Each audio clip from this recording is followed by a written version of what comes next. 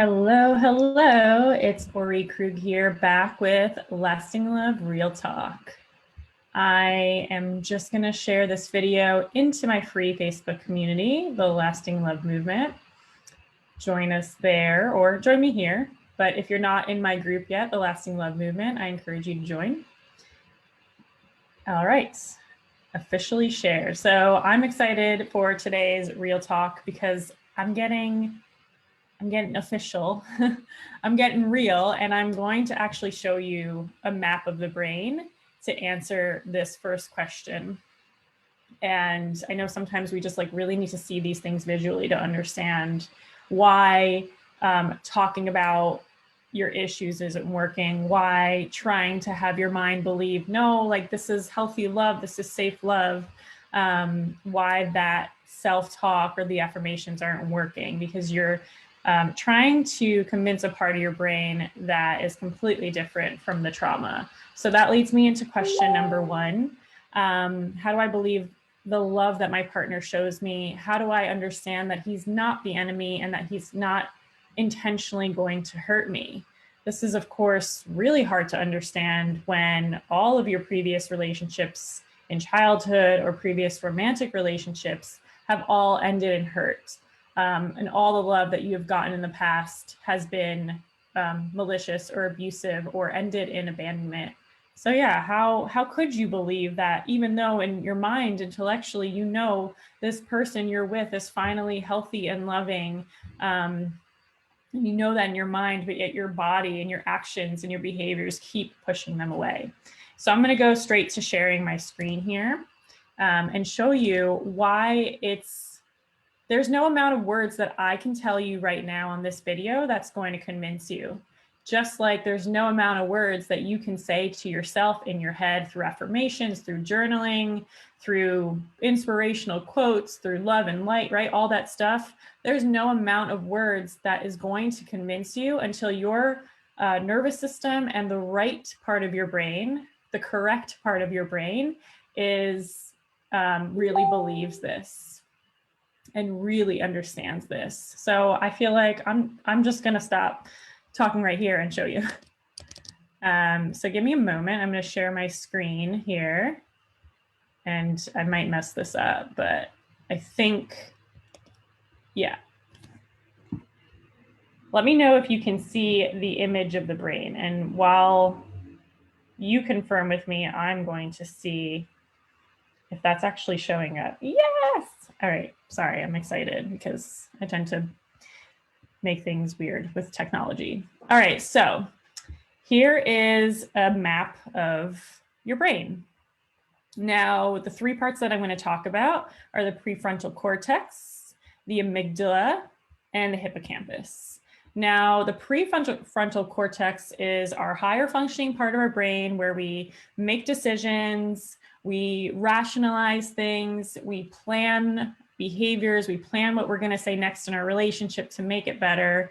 And it's the exact part of your brain that's going, okay, no, my partner isn't my father who is abusive. I know my partner is loving and safe. I know that he's not trying to hurt me. So the next time that he seems like he might get upset with me, I'm going to just stay calm and I'm not going to freeze up. I'm going to stay in the moment and stay with him, with her, whoever your partner is, whoever your partner identifies with. So your prefrontal cortex is doing all of that. The problem is that is the same part of your brain that goes offline when your trauma occurred and when your trauma is getting re-triggered in the moment. So this means that you're doing all this planning, you're doing all of this affirmation, you're saying, I'm safe, I'm good now, I'm healthy, I'm in a healthy relationship, my partner isn't out to get me, my partner isn't gonna hurt me, my partner really does love me. You're doing all of that in the prefrontal cortex of your brain. And yet when you get triggered in your relationship, that entire part of your brain goes offline. So all this planning you did, all the words that you said, they don't matter. They go right out the window. And it's really frustrating because it's like you spent this effort, you maybe have spent years and decades in therapy talking about this. You may have all the awareness in your mind about what's wrong, how it's connected to your past trauma, and what you need to do differently today to really enjoy and thrive in your relationship without sabotaging it.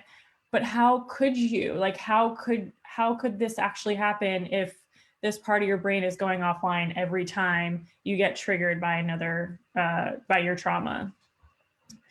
And this is the exact reason why your trauma isn't stored in words. You cannot access this trauma in words.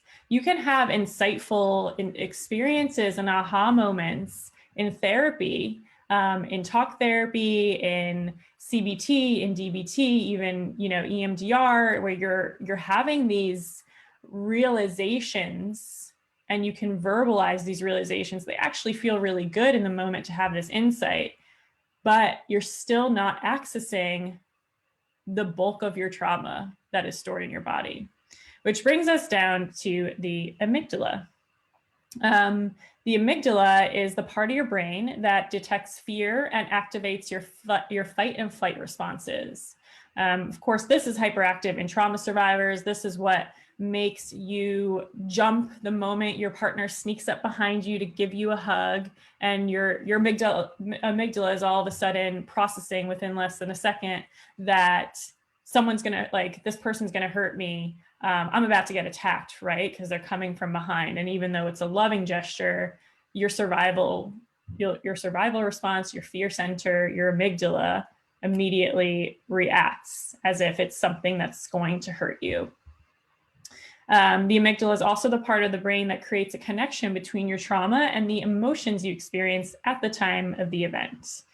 And to heal from trauma, your body needs to process past triggers to reduce their intensity. And this is the part of the brain that is fighting. Like, your amygdala is constantly fighting with your prefrontal cortex, right? Prefrontal cortex says, my partner is safe, my partner won't hurt me. The amygdala says, I'm about to get really hurt. This is not safe, this is life-threatening, this is dangerous, right? My partner left their socks on the floor, and all of a sudden, I'm out the door. That's really weird. I didn't mean to rhyme. But, right, it's like my partner left the socks on the floor, and all of a sudden your amygdala is triggered. Your fear center is activated. They don't care about me. I've asked them a million times. They're not listening. I have to leave this relationship. This is not right. This is not right for me. And your amygdala takes over, hijacks your body, to which your body then creates the behavior of getting in your car and driving away. The other thing that's important to note is that your hippocampus is a really important part of this. Your hippocampus is the part of your brain that distinguishes the past and present. So your prefrontal cortex can go on all day, every day, journaling, saying these things. Right now, I'm here in this present moment, right? We hear so much like, just tell yourself that you're here and that you're safe. And it's like, oh, please. Like, when I was going through my own trauma and hearing this advice, I was like, if one more person tells me this, I might punch them in the face, because I don't need to hear that anymore. I don't need to hear that I need to say I'm safe now. Your prefrontal cortex is saying I'm safe now. My partner is not my abusive past partner. But your hippocampus cannot distinguish that. Like, your brain literally cannot distinguish that a weird look from your partner means that you're about to get hit physically or emotionally, because that was somewhere along the lines of the same look that your father gave you before they hurt you. Your prefrontal cortex can have all the say that it wants, but your hippocampus literally shrinks after trauma. The volume shrinks. So it's actually not even able or capable of distinguishing the past from present until you resolve your trauma, until you release that trauma. And it makes it feel like the stuff from the past is happening today. And that's why talking about every detail of your trauma, telling the same old stories, it just reinforces these negative patterns and memories from the past instead of actively training your nervous system to tolerate and release them. And there is evidence that shows that movement, physical movement, will increase the volume of your hippocampus so that your brain actually gets very good at distinguishing past and present. You don't have to continue convincing yourself with really like your brain and body not believing it. Like, you just have that skill. You're rewired to respond instead of react to old triggers.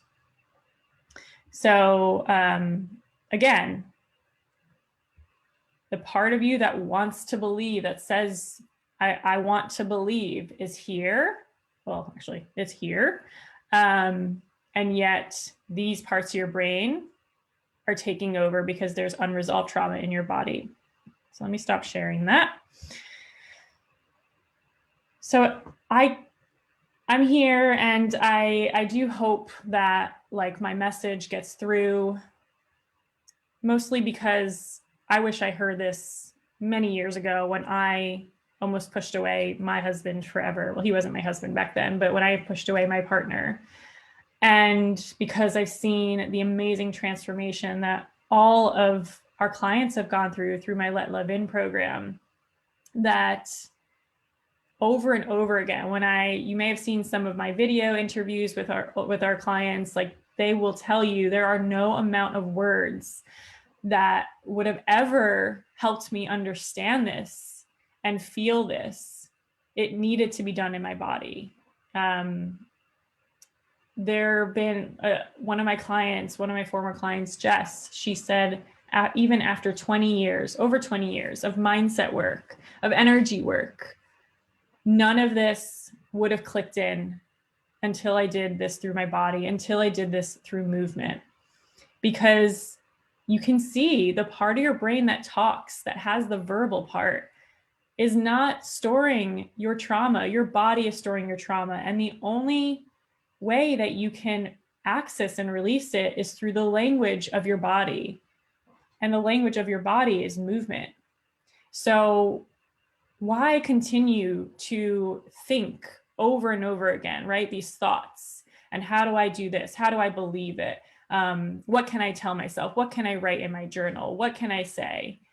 It just keeps you stuck in your trauma more and more. It's not even activating the part of the brain and your body that needs to be accessed to actually create these shifts and actually let in your partner's love and allow yourself, not just allow yourself, but to really feel that you are worthy of this love so you can take it in.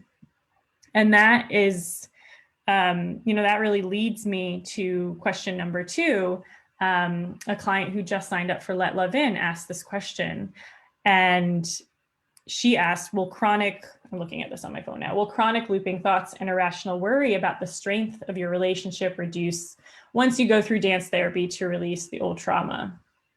Now, I think it's interesting that you have asked this even after you signed up, because what happens is, if you go back to this image of the brain, maybe I should go back to the image of the brain here.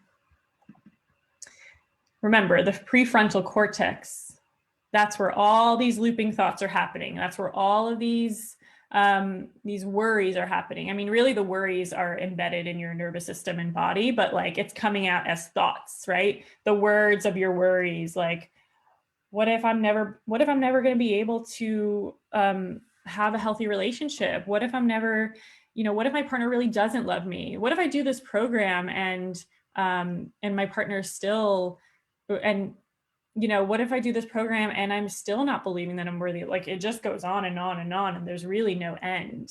And that is a very smart defense mechanism that you have developed over the years. Because whether you've been through physical trauma or emotional trauma, your body is the vehicle for which you store that trauma, absorb it, hold it. And so if you could find a way to disconnect from your body, to dissociate from all of that which you're holding and storing and repressing, wouldn't that be a great defense mechanism against feeling pain? So your body is actually being very smart by having these looping thoughts, even though you're very uncomfortable with it and you don't like it and you don't want anymore. That discomfort is still, to your nervous system, safer than being in your body, safer than rewiring and actually feeling this lasting shift of not having the thoughts anymore, not having those constant worries, and actually like being present and feeling good and yeah, like just being in your body.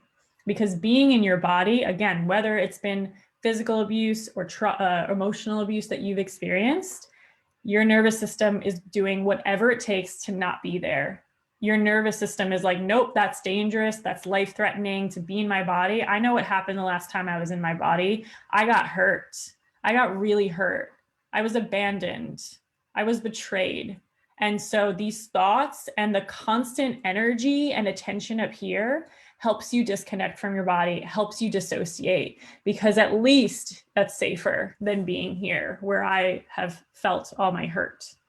And so it's a smart coping mechanism, but you don't need it anymore, right? I forgot this graph was up, right? All the energy that is happening, it's keeping you in your prefrontal cortex of your brain. It's allowing you to avoid being in your body, which is just exactly where you need to come home into safely and gently to release your trauma and rewire your nervous system. And yes, dance therapy will absolutely help you do that. It will help you do that if you are ready for it. Now, the person who asked this question is so ready for it. You are so ready for it. And I believe that's why you are doing it and you are stepping into it. And whoever is listening, you are ready for it if you are tired of talking and you're tired of these irrational thoughts and you have this amazing awareness in your mind, but you know that you need to do that. Like, you know, you need to integrate all of that awareness into your body. You need to really start breaking those patterns and step into your new way of being through connecting back into your body and through movement. And the reason dance therapy works is because, first of all, it's not just dance therapy works. You can't expect any modality to heal you. Dance therapy will not cure you or save you or whatever. It's a co-created process with a dance therapist who is skilled in helping you release that trauma from your body. So what that means is you can't just expect dance therapy to heal you.